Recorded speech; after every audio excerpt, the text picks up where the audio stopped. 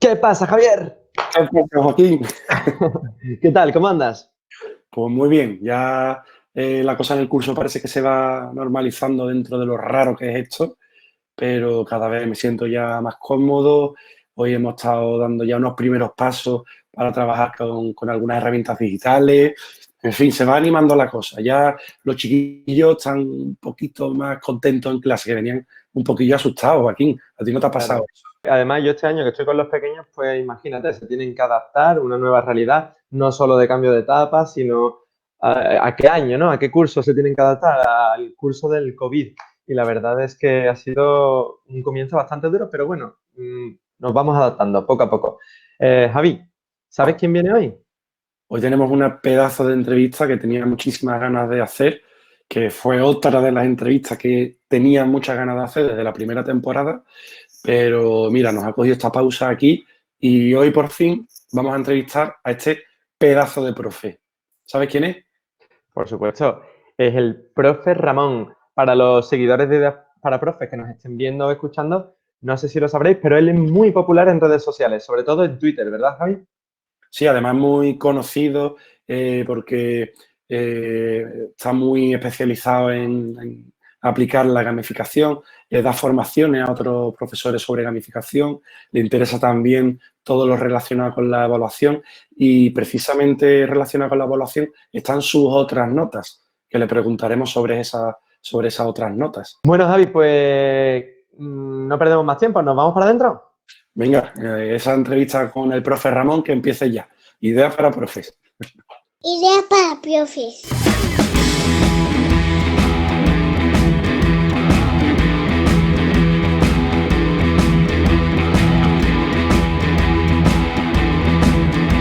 Ahora también en podcast. Ideas para profes. Suscríbete. ¿Qué tal, Ramón? Bienvenido a Ideas para Profes. Estoy encantado de que estés con nosotros en esta entrevista. Y bueno, profe Ramón es súper conocido en redes sociales, en Instagram, en Twitter. De hecho, vemos ahí atrás ese título de Soy Maestro de Tweet en Tweet, que es su libro, que os invito a que lo leáis y que lo sigáis en redes sociales porque es una pasada, es una inyección de energía positiva. Va a empezar, sobre todo a los compañeros de profesión, para empezar cada día nuestro trabajo con nuestros niños en clase. Entonces, bueno, Ramón, muchísimas gracias por estar aquí.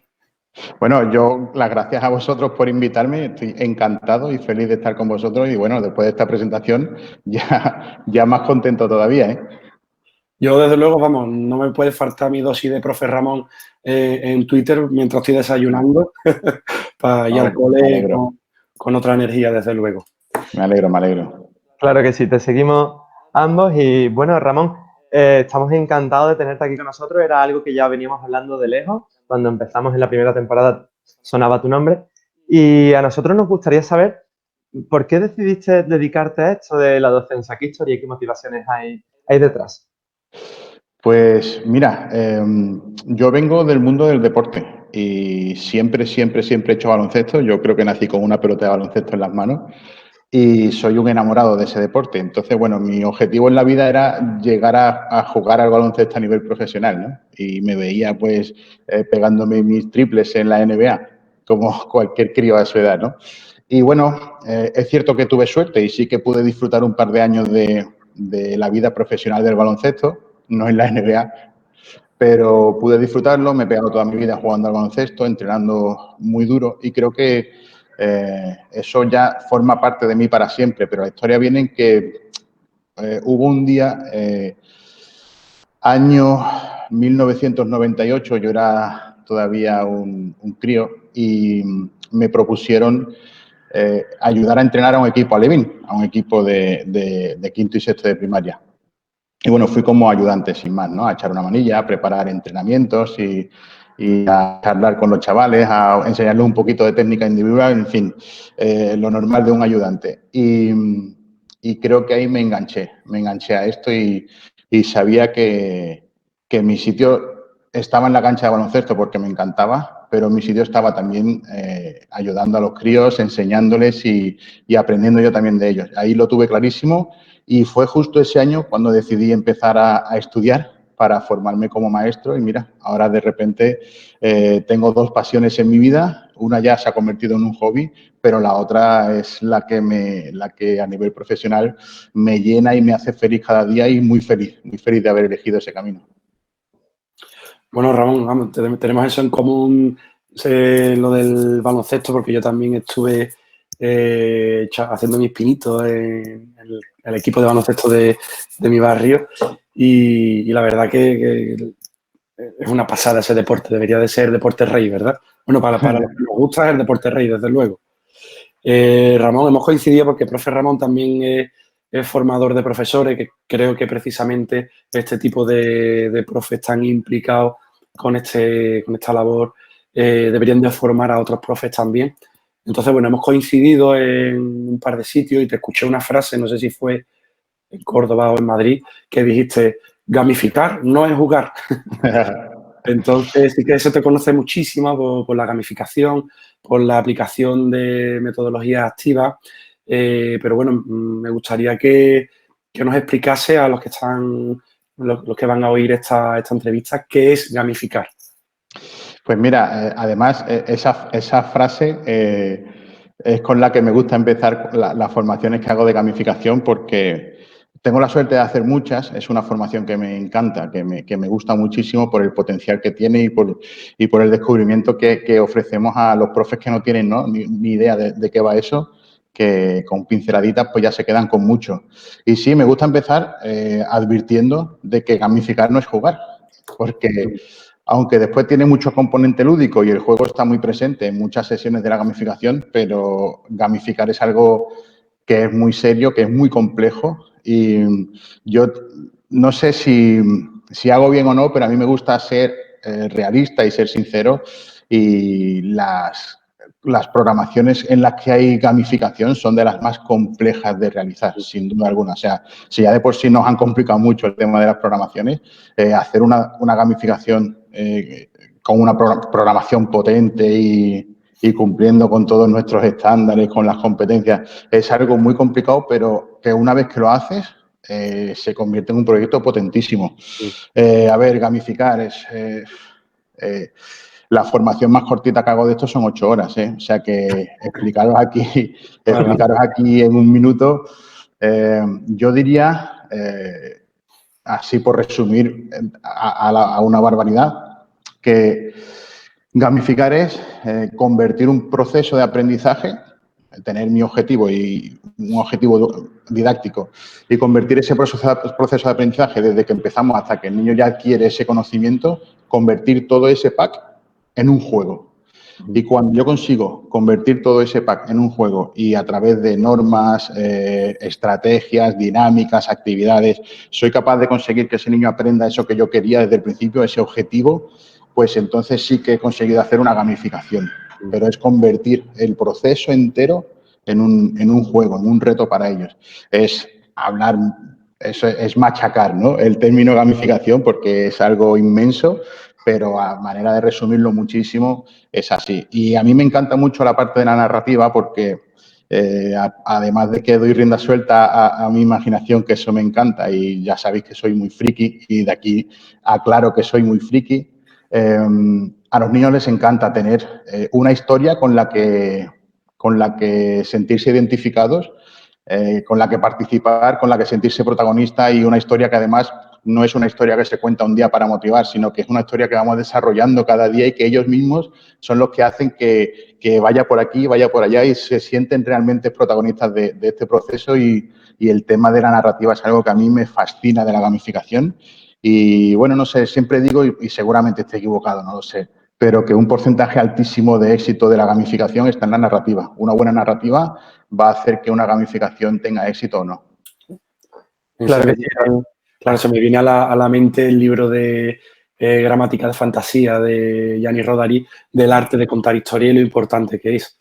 Lo leí hace poco y es esencial para crear es una narrativa, una buena Sí, historia. estoy convencido y los maestros tenemos mucho de contadores de historia. Yo creo que nuestras explicaciones en clase están llenas de historia y al final lo que se queda en los niños es esa historia y esa manera en la que conseguimos entrelazar estos contenidos que ellos tienen que aprender y de alguna manera hacerlo significativo, hacerlo atractivo para ellos. Yo creo que esto es un arte, esto de enseñar y a mí me encanta, ¿no? Hacer todo esto.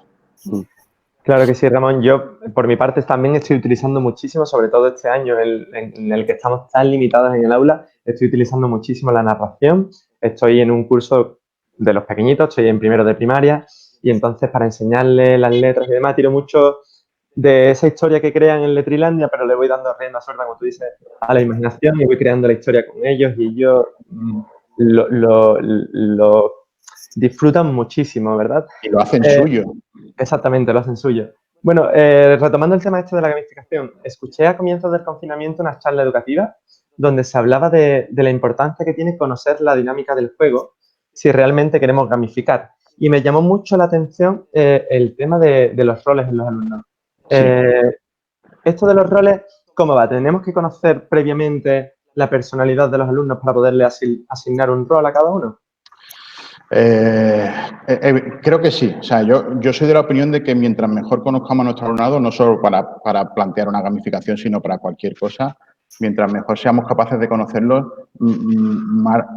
más provecho podemos sacar de nuestras clases, más podemos personalizar el aprendizaje a cada uno de ellos, más podemos adaptar el aprendizaje a la necesidad real y particular de cada uno, pero en concreto en el mundo de la gamificación, cuando hablamos de jugadores, porque ya en la gamificación nuestros alumnos se convierten en jugadores, en gamers, sabéis que hay 4, ¿no? Hay 4 tipos de jugadores.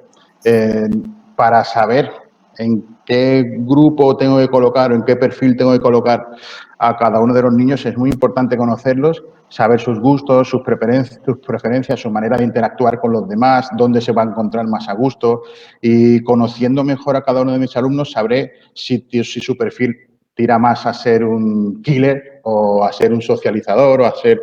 Y cuando tengo ya toda mi clase, pues sé que tengo 5 killers, que tengo 4 socializadores, que tengo X, pues seré capaz de formar grupos para esa gamificación, porque a mí, además, la gamificación me gusta hacerla, trabajar en cooperativo.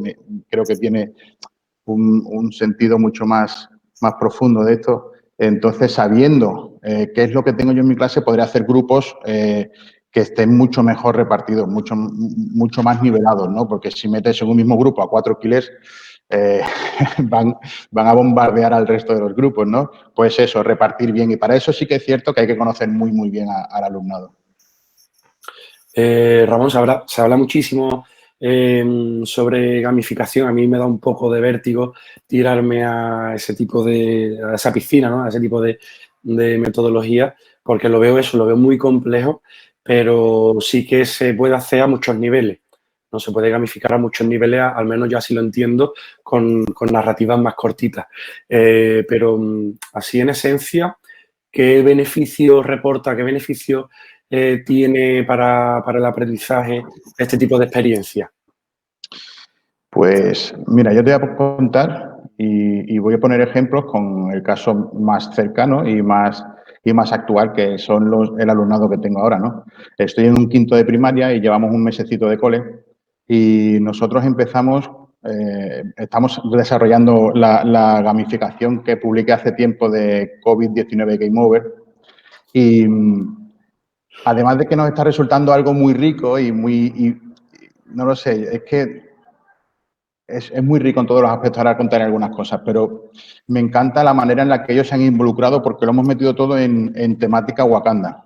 Nuestra clase no es quinto, es Wakanda y tenemos un saludo y el primero que se tiene que creer la película eres tú. O sea, yo como profe de quinto soy el primero que tengo que estar en la película y tengo que creérmela. Entonces, a mí me apetece saludar a mi alumnado haciendo el gesto de Wakanda Forever. Y ahora son ellos los que pasan por delante y me lo hacen. Y son ellos los que entran en clase y no entran en quinto A, entran en Wakanda. Y tenemos nuestras normas de Wakanda y en clase somos los guerreros, los panteras negras, somos los guerreros. O sea que ellos son los que se meten en el juego. Cuando alguien me dice, oye, la gamificación guay, pero por los pequeñajos que se meten, que entran al trapo y tal, cuidado, quinto y sexto, y en secundaria una gamificación bien planteada tiene un potencial enorme. Entonces, ¿yo qué estoy viendo? Estoy viendo niños que desde el primer día se sienten identificados con su clase, tienen un sentimiento de fidelidad, tienen unas ganas de venir, de estar aquí, de seguir su película, de a ver qué conseguimos hoy. Tenemos el alejómetro que al final del día, el alejómetro del virus tiene que terminar entre el 90 y el 100% alejado del virus para que eso cuente como puntos y saber que hemos hecho las cosas bien, hemos respetado las normas del protocolo. Y bueno, ellos vienen pendientes de eso y en toda esta movida, en toda esta dinámica, trabajan muchísimo, se esfuerzan muchísimo, están súper atentos. No lo sé, me están dando una versión muy, muy buena de todos ellos, cada uno a su ritmo, cada uno a su medida, pero me están dando su mejor versión. Y yo creo que esta gamificación tiene mucho que ver en esta mejor versión que estoy encontrando de los niños, porque vienen a disfrutar, pero también saben que vienen a aprender, vienen a esforzarse, pero todo tiene un sentido. Y ellos le encuentran sentido a todo en todo esto. Voy a conseguir puntos, voy a conseguir recompensas, todo esto se va a traducir en algo. Yo comentaba ayer con un compañero que cuando llega, por ejemplo, el delicado tema de las divisiones entre 2 cifras y 3 cifras, a mí hace unos años una alumna me hizo una pregunta crítica. Profe, bien, ya lo he entendido, pero ¿esto para qué me sirve a mí? Y claro, en esa pregunta de ¿esto para qué me sirve a mí? Es cierto que hay ciertos contenidos curriculares que está bien que aprendan, pero que a lo mejor sentido para ellos es complicado que les encuentren. Y después tú te pones a repasar tu vida. Yo que tengo 41 años, hay contenidos que ya no volví a tratar el resto de mi vida, porque a lo mejor esa división entre 3 cifras me la puede hacer una calculadora. Entonces, está bien que lo aprendan, por supuesto, pero como ellos a lo mejor no entienden qué sentido tiene todo esto, el hecho de que una gamificación hace que aprender eso, ponerlo en práctica, desarrollarlo, te pueda beneficiar con alguna recompensa, con algún punto, no solo para ti, sino para tu clase, saber que puedes beneficiar a tus compañeros, pues ya es una manera de encontrar un sentido a estos contenidos que son un poquito más feotes. Y que esa pregunta, ¿y esto para qué sirve? Madre Claro, mía. claro. Entre esa y la de si esto va para nota, esas dos también.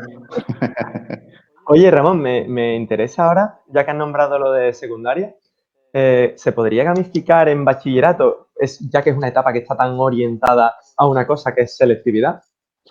Yo he bachillerato, iba a decir, yo he gamificado en tercer curso del grado de primaria y de infantil en la universidad.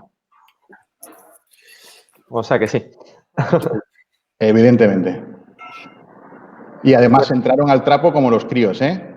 Chavales y chicos y chicas de 19, 20, 21 años y entraban al trapo con todo.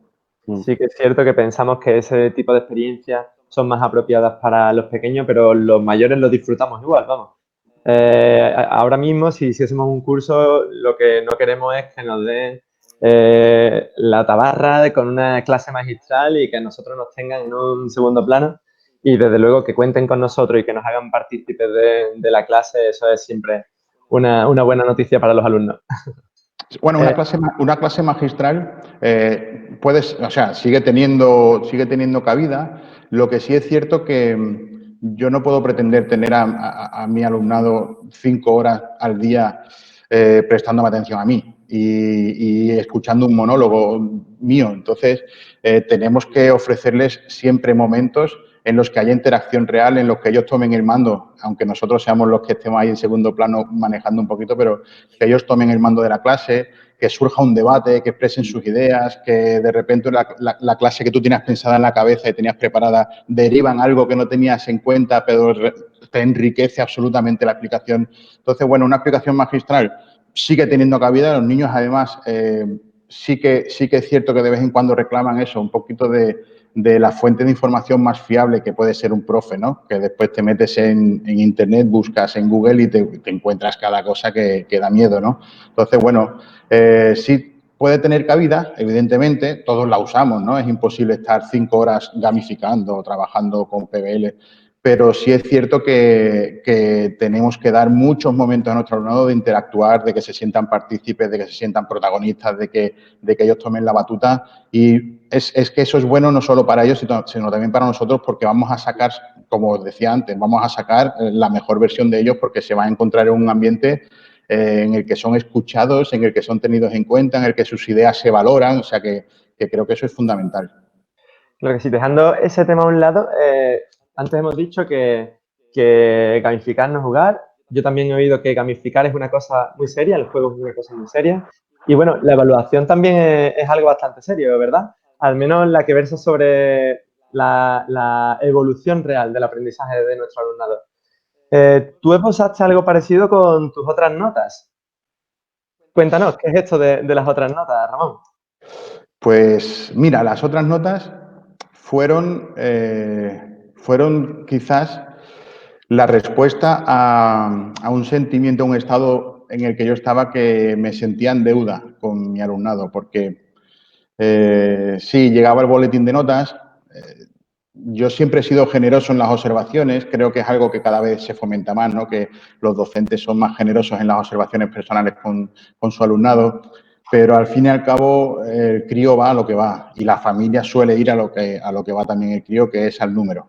Y en un boletín pues se encuentran con 9, 10, 11 números diferentes que al final los etiquetan y que les ponen ese corsé de bueno, este niño es de 6. Y además es que muchas veces cuando nos traspasan información porque cambian de curso o viene un niño de otro centro, es un recurso muy, muy usado ese de decirte eso, ¿no? Este niño es de 6, este niño es de 10. Pues no lo sé, yo no creo que eso sea justo. Los números son números y un niño a lo largo de un trimestre, a lo largo de un curso, hace tantas cosas, es capaz de aprender tantas cosas que no vienen registradas en un boletín de notas y tienen tantas cualidades que ofrecer que no vienen registradas en un boletín de notas, que bueno, el boletín de notas está ahí, hay que darlo. Yo, sinceramente, opinión muy personal mía, creo que al menos en primaria las notas no tendrían ni que existir. Yo creo que no nos hace ninguna falta, ni a ellos tampoco, el tener la obsesión a un numerito, porque al final es eso, ¿no? La pregunta de siempre, ¿esto va para nota? Y le perdemos a lo mejor el gusto a hacer las cosas por hacer, a aprender por aprender, a cogerle el gusto a estudiarme algo porque es útil para mí, sino que lo hacemos porque va para nota. Entonces, bueno, en este estado en el que yo estaba, que me encontraba como en deuda con ellos porque creía que cada vez que entregábamos un boletín no era del todo justo, entendía que necesitaba ofrecerles un boletín alternativo en el que todas esas cualidades que no venían en el otro boletín pues estuviesen, y además estuviesen con sobresaliente. Creo sinceramente que todos nuestros alumnos son sobresalientes en muchas cosas, y muchas de ellas quizás ni las conozcamos, y no está de más, creo, el esforzarnos por conocerles un pelín, por conocer esas cualidades que tienen, que a lo mejor no pueden desarrollar con tanta tranquilidad en el cole, y darles la recompensa que se merecen a ese esfuerzo. Os podría poner ejemplos como Elena, una cría que le empezó a gustar dibujar cómics de manga y, profe, yo voy a dibujar manga, yo quiero aprender a dibujar manga. Digo, venga, pues vamos a ponernos. Y entonces le propuse el reto. ¿No tienes un curso para sacar sobresaliente en dibujante de manga?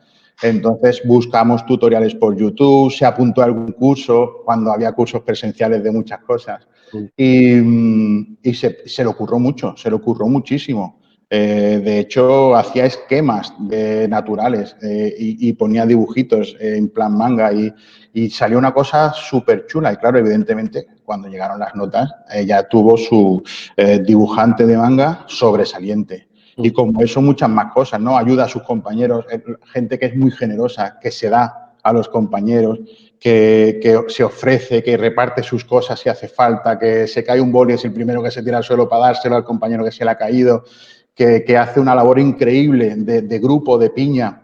Y de repente nos encontramos que a lo mejor ese niño pues no pasa del 5, no pasa del 6 en las materias porque no, ¿por qué no? Y bueno, pues me parece que, bueno, su nota es un 5, un 6 en muchas materias, pero va a ser sobresaliente y va a constar así por la ayuda que presta a sus compañeros todos los días. Y bueno, si eso además viene firmado por su tutor y con el sello del cole, al final es un boletín oficial como el otro y puede tener el mismo peso que el otro. Y las notas no desaparecen las notas, además tenemos que darlas, pero vienen estas otras.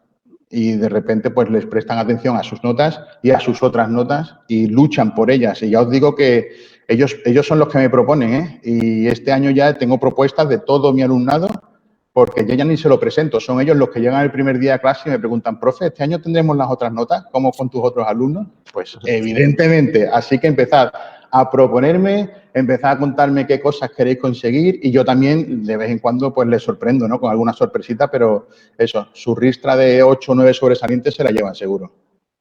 Que es cierto que algo se rompe desde que hacemos nuestro trabajo en clase, llevando, bueno, algún recurso, aplicando alguna otra metodología, haciendo algo diferente y de repente todo se reduce a eso, a un número. Y es frío, es algo muy frío y en muchas ocasiones injusto, porque todos conocemos muchos casos de niños y niñas que trabajan 4 o 5 veces más que algunos compañeros, que dedican tardes enteras a estudiar, a preparar resúmenes, a hacer esquemas, a repasar con papá o mamá y después el que tiene facilidad y con un vistazo se lo aprende todo, te saca un 10 y ella, pues, o él no te saca, no te pasa del 5, no te pasa del 6 y es injusto, es la realidad, es la vida. Al final se van a encontrar con esto y tienen que aprender a convivir con ello, pero creo que le podemos dar un poquito más y yo creo que mientras se pueda, yo no voy a dejar de hacerlo. Yo es que soy de la opinión que no sabemos lo que tenemos dentro de clase. Entonces, lo mismo está el próximo ministro de Educación en nuestra aula. Efectivamente. Nuestro trabajo puede transformar muchísimo. De hecho, es la principal herramienta de transformación social. Pero bueno, no se nos tiene en cuenta muchas veces para tomar decisiones dentro del ámbito educativo, que ahí es donde se rompen muchas cosas de los buenos frutos que puede dar nuestro trabajo. Totalmente. Sobre evaluación, desde luego, vamos, podríamos hablar muchísimo. Pero bueno, cuando dijimos que te íbamos a entrevistar, empezaron a dejarnos muchas preguntas en redes sociales, en Instagram y en Twitter, y te vamos a transmitir algunas, porque ahí hay un buen saco de preguntas, pero no te vamos a dejar solo algunas. Mira, hace algún tiempo entrevistamos a Ivonne Laborda, que nos hablaba sobre el unschooling o el homeschooling, y nos han dejado una pregunta relacionada con el homeschooling. Nos dice que cómo aplicaría esta metodología activa al homeschooling. Bueno, mira, el confinamiento nos obligó a hacer nuestros primeros pinitos en todo esto, ¿eh? Y aunque fue quizás algo muy superficial y rascamos así solo un poquito la superficie, pero ya pudimos hacer algo, ¿no? Y yo recuerdo mi primera semana de confinamiento, ese primer fin de semana no se me va a olvidar jamás, nos fuimos para casa un 13 de marzo, que fue viernes, y nos fuimos todos a casa con una sensación tan extraña de decir, bueno, yo era el primer tonto que creía que eso iban a ser 2 semanas. Y, sin embargo, yo creo que la primera semana de confinamiento ya nos dimos cuenta que de 2 semanas nada, que eso iba para largo, ¿no? Y yo me negaba a que el confinamiento fuese un repositorio de tareas para los niños, que al final en muchas ocasiones se convirtió en eso, en enviar tareas, recibir tareas. El trabajo fue tremendo por parte del profesorado, por parte del alumnado, por parte de sus familias, que tenían que teletrabajar, que tenían que atender a los niños, tenían que repasar cosas, tenían que asegurarse de que mandaban las tareas.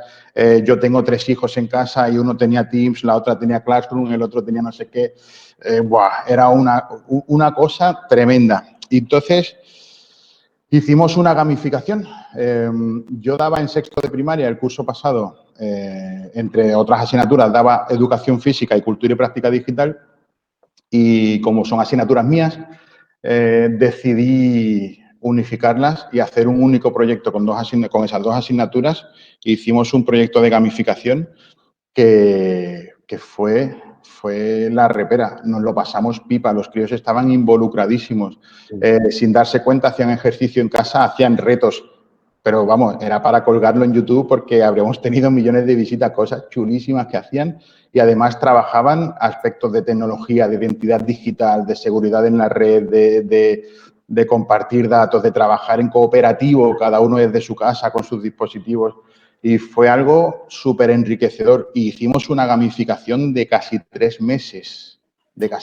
Fue absolutamente delicioso. Fue una pasada. Cómo se involucraron, cómo consiguieron convertir eso tan duro que vivimos todos en algo bonito. Para ellos fue un recuerdo bonito, porque además todo esto terminó en un portfolio que hicieron con PowerPoint, en el que cada diapositiva era uno de los retos que habíamos hecho durante el proyecto. Y al final, claro, terminó un PowerPoint con 18 20 diapositivas y en esas diapositivas había audios, había vídeos, había fotos, había retos que habían hecho fotografías. En fin, había un popurrí de cosas que cuando ahora, con el tiempo, lo vemos, dijimos, ostras, vaya recuerdo chulo que nos ha quedado y vaya cosas, cómo se lo curraron, qué guay lo hicieron. Y mira, salió así, fue de un día para otro la inspiración, ellos los vi con muchas ganas de ir para adelante con esto y ya está. Y fue la manera, creo, de romper un poquito la dinámica esa de tareas, corregir, mandar. Y fíjate, pues eso, fue rascar un poquito la superficie, ¿no? De a lo mejor algo parecido al homeschooling, pero mira, fue la manera. Sí es cierto que conlleva tener, pues, disposición a atender dudas, a estar presente para ellos, disponible para ellos, para realizar consultas, muchas tutorías por videollamada que teníamos, pero fue fabuloso. A mí me mereció la pena. La primera semana fue un poco caótica por intentar ponerlo todo en marcha, pero a partir de ahí los siguientes meses fueron una delicia, lo disfruté muchísimo. Fue mucho trabajo, es cierto, pero lo disfruté muchísimo y los críos igual, estaban encantadísimos. Y este año que estamos todavía, y toco madera, estamos todavía de manera presencial y ojalá dure así todo el curso porque sería la mejor de las señales. Este año los que han subido de cuarto a quinto, que son los que tengo ahora, ya me están pidiendo hacer ese mismo proyecto. Profe, vamos a hacer lo mismo que los de sexto el año pasado, o sea que gustó mucho. Y mira, si en algún momento tenemos la mala suerte de tener que irnos para casa una temporada, lo haremos. Genial. Ramón, para los seguidores de Ideas para Profes que nos estén viendo o que nos estén escuchando, se estarán dando cuenta de tu positividad, ¿no? Ante una cosa tan dramática como fue un confinamiento, pues le sacas ese partido y le sacas el provecho y la positividad que se merece, ¿no? Precisamente sobre eso versa la próxima pregunta que nos han dejado. ¿Qué técnicas usas contigo mismo? ¿Qué técnicas tiene que usar un maestro para ser siempre tan positivo? A ver, bueno, lo primero yo creo que es serlo ante la vida. Yo creo que al final un maestro, bueno, yo creo que en otras profesiones pasará igual, ¿no? Pero en esta profesión en la que al final estamos todos los días muchas horas conviviendo con personas, conviviendo con niños, con compañeros, en los que no solo enseñamos naturales o lenguas, sino que solucionamos conflictos, mediamos entre ellos, niños que tienen problemas en casa y te lo cuentan, intentas ayudar, o sea, son 1000 cosas que ocurren cada día. Y yo creo que es una actitud ante la vida. En la vida ocurren cosas, yo tengo mi vida privada, mi vida personal, en la que he pasado unos años, yo creo que muy duros, por temas relacionados con salud de familiares y tal. Y este otro yo, que es el maestro, el yo profesional, pues quizás sirve también como terapia, como vía de escape. Yo soy un tío positivo, creo que soy siempre un tío positivo. Intento mirar el lado positivo de las cosas, aunque a veces cueste trabajo, y creo que así uno duerme más tranquilo, ¿no? Y vive la vida con un poquito más de alegría. Intento transmitir eso a mis hijos en casa y creo que son felices, creo que se lo pasan bien. Eso va muy de la mano también con el esfuerzo, con la motivación, con el sacrificio. Y esos son valores que inculcamos cada día a mis hijos y al final cuando llego a clase siempre pienso en mi alumnado pues como si tuviese aquí en clase 26 hijos más y con los que quiero ofrecerles lo mejor de mí, quiero que aprendan lo máximo posible, quiero que estén lo más a gusto posible en clase y un poquito ejercemos esa labor. Y bueno, técnicas, yo tengo 2 preguntas, aunque es la misma, me la repito antes de llegar al cole y cuando salgo, y me lo hago siempre, ¿no? Y es si me gustaría ser alumno de mi propia clase. Y me la hago viniendo al cole todos los días, os lo prometo que lo hago todos los días, a veces en voz alta para que mis hijos me escuchen y cuando salgo igual. Me hago la pregunta y repaso el día, repaso cómo ha sido y intento ponerme en el sitio de mi alumnado, intento verme a mí a través de ese espejo y ver las cosas que hacemos y intentar ver si ha merecido la pena venir ese día al cole. Y para mí es un ejercicio buenísimo de responsabilidad, ¿no? De responsabilidad de intentar ofrecer mi mejor versión todos los días. No siempre se puede, pero por lo menos luchar por ofrecer la mejor versión, por dejar los problemas fuera de la clase y entrar el profe Ramón con ganas, con energía. Pero es que también después eso te llega multiplicado por 1000. A mí no me ha fallado nunca, ¿eh? Llevo 19 años en esto, 20 voy a hacer el próximo año y cada día que pasa tengo más ilusión por venir al cole, no sé, seré un tío raro, pero me ocurre. Y es entrar por la puerta de clase y si yo desprendo energía, si yo desprendo buen rollo, si yo me lo paso bien, si yo disfruto enseñando, si las explicaciones son entretenidas, después eso te llega de vuelta. O sea, te llega de vuelta en forma de esfuerzo, en forma de sacrificio, en forma de cariño, en forma de fidelidad. Un niño que está contento en clase, un niño que se siente querido, que se siente comprendido, va a dar lo mejor de sí. No suele fallar. Y no sé, me gusta eso, me retroalimento de eso y vengo siempre con mucha energía. Yo siempre digo que hay días que te levantas, anoche dormí poco, pues la cabeza no me daba vueltas, temas de cole. Y dormí poco, me levanté cansado, pero después llegas aquí y subo las escaleras de 3 en 3, porque el chute de energía que te dan ellos es brutal. Entonces creo que es algo recíproco, ¿no? Si tú das, vas a recibir más todavía de lo que das. Y bueno, no sé, no hay ninguna técnica especial, pero creo que afronto así la vida y la vivo bien, estoy contento. Es que esas 2 preguntas creo que me las voy a empezar a aplicar yo también y creo que todos los profes deberíamos hacerlo. Desde luego. Desde luego que de todas las entrevistas aprendemos algo, Joaquín. Claro que sí. Yo creo que esto es para nosotros Sí, sí. un seminario que estamos haciendo para intentar ser como ellos, precisamente. Pues aquí, ¿sabes lo bueno de esto? Lo bueno de esto es que aprendemos todos, ¿no? Yo, no sé, este tipo de charlas, las que veo de otros compañeros, que sabéis que en redes se mueven muchos temas de esto, cuando alguien comparte algo, al final es una fuente inagotable de inspiración, de aprendizaje entre nosotros mismos y me parece algo extraordinario. Javier y yo tenemos esa máxima. Queremos, con esto, estas entrevistas, lo que queremos es democratizar la educación, siempre lo decimos. Y claro, nosotros muchas veces no pensamos en que nosotros también estamos recibiendo ese feedback de ustedes y cada vez que terminamos una entrevista, Javier y yo terminamos aquí arriba. Qué entrevistón, qué cosa más chula, qué ideas tienes. Qué bien. Bueno, ¿continuamos, Javier? Hay otra pregunta que la deja precisamente una compañera de mi cole que dice que si el cambio a metodología activa debe ser a nivel centro. Debe ser, y es aconsejable que sea así. A lo mejor no tanto como centro en sí, que sería lo ideal, evidentemente.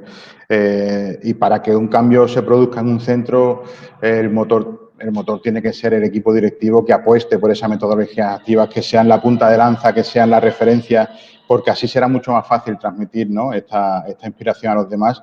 Pero si en un centro completo, por las circunstancias que sean, es complejo, es complicado, no se puede hacer, empezar por cursos, a lo mejor por niveles, por ciclos, pero sí, si somos capaces de hacerlo en compañía de otros compañeros, siempre va a ser mucho más rico, porque no solo se va a beneficiar una clase, se va a beneficiar por un nivel entero, ¿no? Si yo hiciese algo solo para mi clase de quinto A, no sé, aparte de que no me parecería correcto, ¿no? con mis otros compañeros, la cosa no iría bien, no sería coja. Somos 3 líneas y creo que, evidentemente, como se dice toda la vida, cada maestrillo tiene su librillo, pero dentro de eso, dentro de esa peculiaridad de que cada uno en clase se portará como es y tendrá su propia personalidad, pero ir en lo mínimo, por lo menos en lo básico, todos a una, y cuando surja un proyecto que empape a todas las clases y que cuando surge pues por ejemplo, el proyecto este de COVID-19 Game Over tiene el componente este del alejómetro. Lo veo por todas las clases, desde primero de primaria hasta sexto, y eso es lo chulo, ¿no? Que tú propongas algo, que la gente te escuche, que después propongan sus propias ideas y esa idea original y peregrina se convierta en algo súper grande y todo el mundo haya participado, todo el mundo lo sienta suyo, que esa es la idea, ¿no? Que las ideas que surjan sean de todos. Y al final eso es lo bonito. Surge una buena idea, la gente aporta, la gente enriquece, la gente lo hace suyo para su clase, para sus niños. Y eso es lo maravilloso. Entonces, lo ideal sería eso. Ya si no puede ser por un colegio entero, al menos sí por niveles o ciclos, eso sería lo ideal. Y que vayas entrando en una clase a otra y respires más o menos la misma sintonía, eso sería lo suyo. Bueno, Ramón, continuamos con las preguntillas que nos han hecho para ti. Sería ya la última. Y nos preguntaban, ¿cómo se tiene que realizar una buena evaluación continua? Pues mira, yo no quiero, no voy a dar consejos porque no soy nadie para dar consejos, pero dentro de la experiencia que llevo unos añitos, sí que es cierto que a mí me funciona mucho dar voz al alumnado en la evaluación. A veces la evaluación recae solo sobre los hombros del profe, del docente. Y creo que no sería una evaluación justa ni completa, pero además creo que no tendría mucho sentido si no damos voz al alumnado. Hay muchas maneras de hacerlo. Hay rúbricas de autoevaluación, hay dianas de autoevaluación, de coevaluación, para que también entre ellos se puedan evaluar.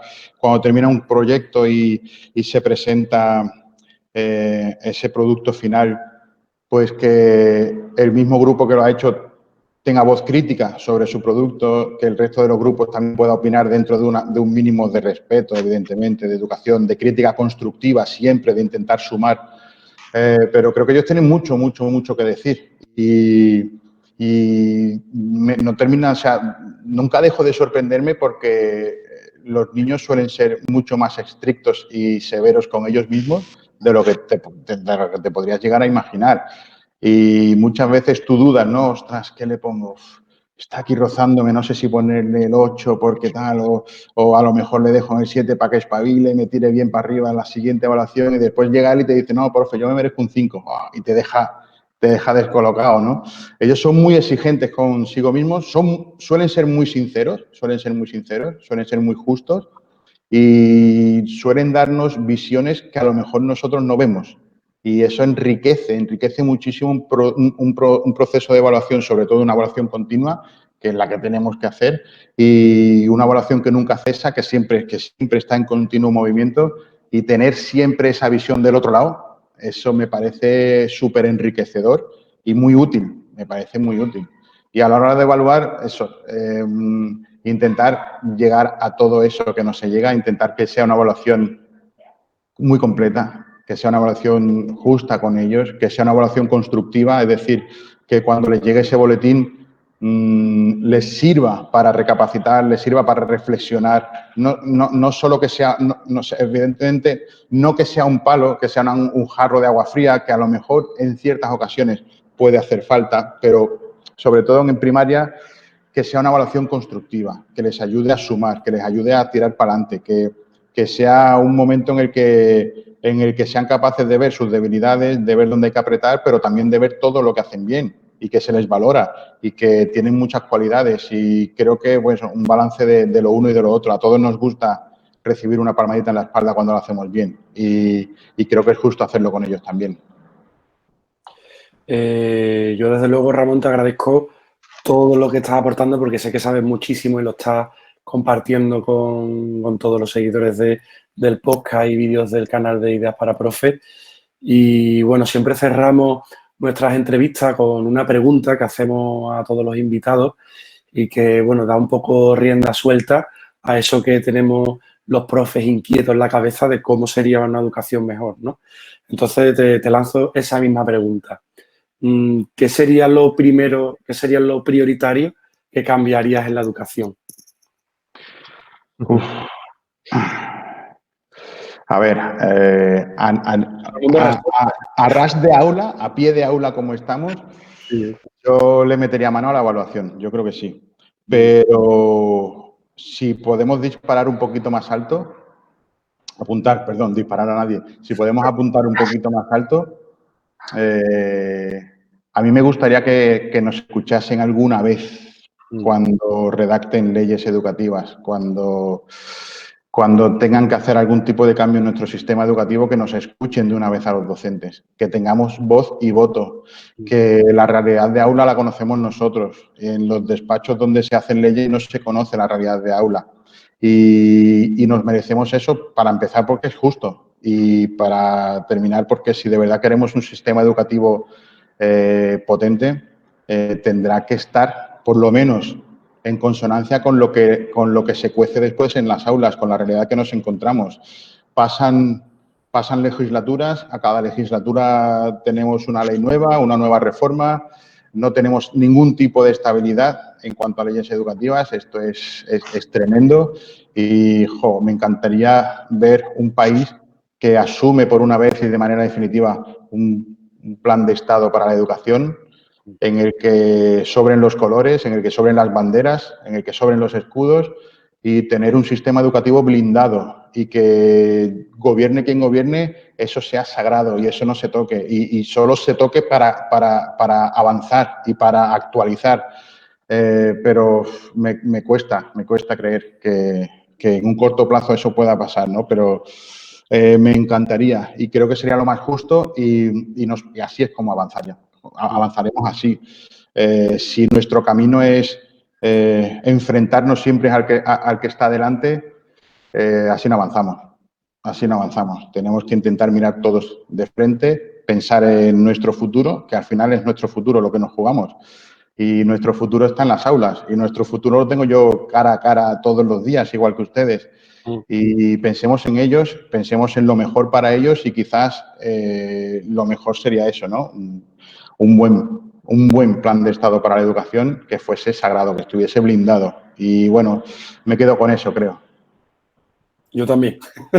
Y esperamos que llegue. Ya lo hemos hablado bastante otras personas, ¿verdad, Javi? Sí. Es que se habla de democracia, se habla de educación democrática, de educar para... Pero que es que realmente ni siquiera el sistema educativo está basado en unos principios democráticos. Nos vienen impuestos de alguien que no ha pisado un aula y no se nos escucha. Entonces, no sé dónde tiene cabida la democracia precisamente en este juego, ¿no? ¿Dónde estamos los maestros? Dentro del diseño del currículum de primaria o de secundaria, en fin, se nos hace un caso omiso completamente. Constantemente, además, esto es histórico. Bueno, cruzamos los dedos para que ese cambio, esa educación de calidad, ese sistema educativo blindado y creado por maestros, incluso por los alumnos, que también le tenemos que dar voz, que son los que lo viven en primera persona, pues que llegue en algún día y que sea más pronto que tarde. Ramón, ha sido un placer tenerte hoy aquí con nosotros en Ideas para Profes. Hemos disfrutado muchísimo de tu charla. Muchas gracias por estar hoy aquí con nosotros. Encantado, ha sido un placer, me lo he pasado bien, he estado muy a gusto, bueno, hablando, claro, de lo que nos gusta, ¿verdad?, de lo que nos llena, pero he estado muy bien, muy a gusto, y yo encantado, ¿eh? Muchísimas gracias, Ramón. Hasta otra. Hasta otra, Ramón. Ideas para profes. Javier. ¿Qué pasa, Joaquín? Qué pedazo de entrevista, como siempre. Como siempre, claro que sí. Oye, ¿qué te ha parecido? Vamos a resumir un poquito esto. Venga, vamos a soltar esos 3 puntos que terminamos, con los que terminamos siempre nuestras entrevistas, ¿no? Venga, adelante. Mira, he visto al profe Ramón soltar esa frase de gamificar no es jugar, y además se mete en el papel, y la verdad que es que da gusto escucharlo hablar, porque es que te monta en una de sus charlas te hace entrar en esa narrativa realmente. Entonces me quedo con uno de esos puntos sería pues precisamente esta frase, ¿no? Que hemos hablado sobre gamificar, y gamificar no es jugar. Es una metodología muy compleja que implica muchísimos puntos, pero que puede hacer que los alumnos den su mejor versión. Y eso es muy importante. Luego hay otro punto que coincide con otros invitados, que precisamente es que decía el profe Ramón, que los boletines de calificaciones no deberían de existir, al menos en la etapa de primaria, que hay aspectos en los que nuestros alumnos son sobresalientes y no lo sabemos y deberíamos de descubrirlo y decirlo también. Y por último, le hemos preguntado, a raíz de una participación de un seguidor de Ideas para Profe en redes sociales, ¿qué técnica utiliza para ir con esa inyección de energía positiva al cole, ¿no? Y nos decía que se hace 2 preguntas.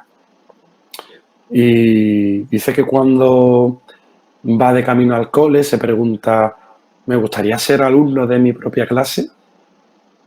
Y que cuando sale se pregunta, ¿ha merecido la pena venir al cole? Entonces yo creo que eso hace precisamente que nos mostremos más positivos para nuestros alumnos, para hacer que nuestros alumnos también disfruten y sientan esa energía positiva, ¿no? Yo, desde luego, creo que hablar de tú a tú con un profe que hace estas cosas en clase, creo que tenemos mucho que aprender de él, nosotros y todos los profes que nos escuchan.